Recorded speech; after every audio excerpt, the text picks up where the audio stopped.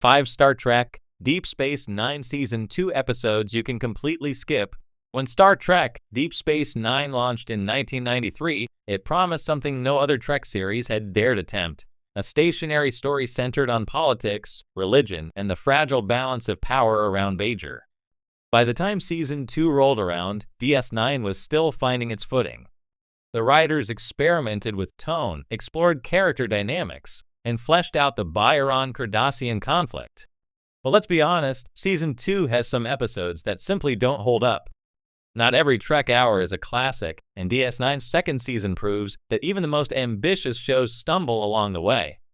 While completists may want to watch every installment, casual viewers or rewatchers pressed for time can safely skip a handful of episodes without losing much in terms of story or character development. Here are 5 Star Trek Deep Space Nine Season 2 episodes you can completely skip, and what makes them expendable in the bigger DS9 journey. 1.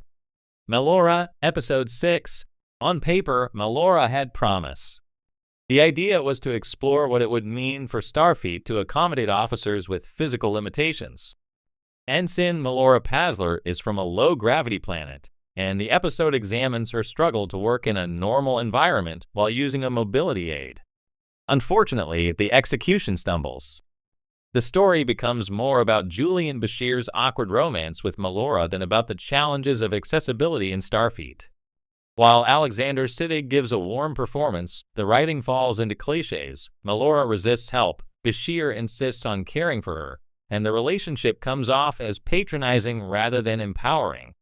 In the long run, Melora never returns, and her impact on Bashir's arc is negligible.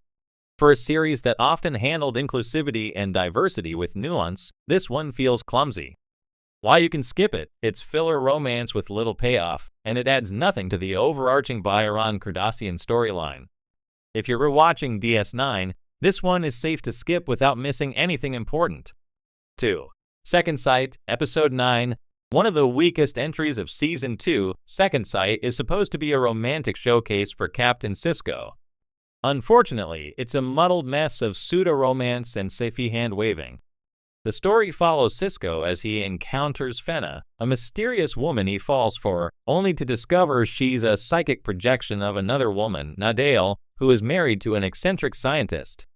It's meant to explore Sisko's readiness to move on after losing Jennifer, but the execution is heavy-handed, slow, and never quite convincing. The central romance doesn't feel authentic, and the sci-fi twist doesn't land emotionally. Avery Brooks works hard to sell Sisko's vulnerability, but the script leaves him stranded in a story that doesn't resonate. While you can skip it, Sisko's journey through grief is explored much more effectively later in the series.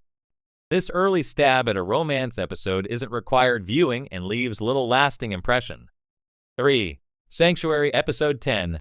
Here's an episode with a big idea that sadly collapses under its own weight.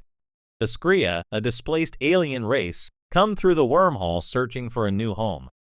They believe Bajor is their promised land, but the Bajoran government refuses, fearing the strain of millions of refugees. While the premise could have made for powerful allegory about displacement and immigration topics DS9 often excelled at, the execution is clunky. The Skria are painted with broad strokes, the Bajoran's refusal feels simplistic, and the ending leaves the story unresolved in a frustrating way.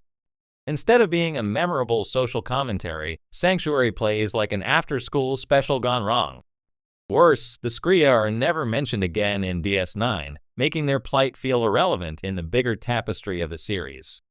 While you can skip it, it's a message episode that doesn't land and has no long-term impact on Bajor, the station, or the Dominion threat. Skip it without guilt. 4.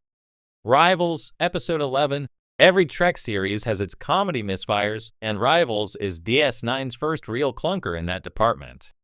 The episode introduces a charming con man named Mardis Mazur, played by Chris Sarandon, who discovers an alien gambling device that manipulates probability. Suddenly, O'Brien and Bashir find themselves dealing with bizarre streaks of good and bad luck across the station. The problem?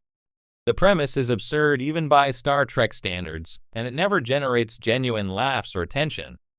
Instead, it feels like an excuse for a sitcom-style plot, complete with a half-hearted B-story about O'Brien and Bashir competing on the racquetball court. While the O'Brien/Bashir rivalry is fun in later episodes, this first attempt doesn't capture the spark that makes their friendship one of DS9's highlights. And Martis never appears again, making the whole affair even more disposable. Why you can skip it. Nothing about this episode has consequences. It's fluff that fails to deliver comedy or drama, and it drags the season's pacing down. 5. The alternate, episode 12. Odo-centric episodes are usually among DS9's strongest, but the alternate is a rare misstep. The plot begins intriguingly enough with Dr. Morapal, Odo's father figure from the Byron research facility where he was studied, arriving on the station. There's plenty of potential for emotional exploration here.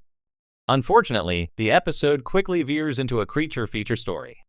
After Odo and Mora investigate a mysterious planet, Odo begins transforming into a monstrous being that rampages across the station.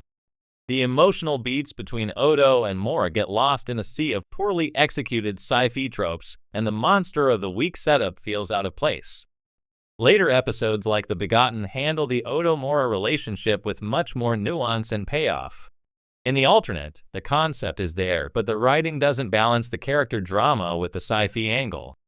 Why you can skip it. If you want the definitive exploration of Odo's relationship with Mora, wait for later seasons.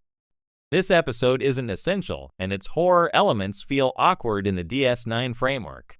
The bigger picture of DS9 Season 2 of Deep Space Nine is a transitional year. The first season introduced Bajor, Cardassia, and the Wormhole, while Season 3 would fully embrace serialized storytelling with the rise of the Dominion. Season 2 sits awkwardly between those extremes, experimenting with tone and storytelling styles. For every standout episode like The Maquis, The Wire, or The Jem'Hadar, there are missteps that feel like relics of an older Star Trek formula, episodic, disposable stories that don't tie into DS9's larger narrative. The 5 episodes above represent those weaker hours, interesting on paper, but forgettable in execution. What's striking is how easily these episodes can be skipped without affecting the overall arc. You'll miss none of the Dominion buildup, none of the Byron politics that really matter, and none of the critical character developments. DS9 often shines when it's serialized, building threads across episodes.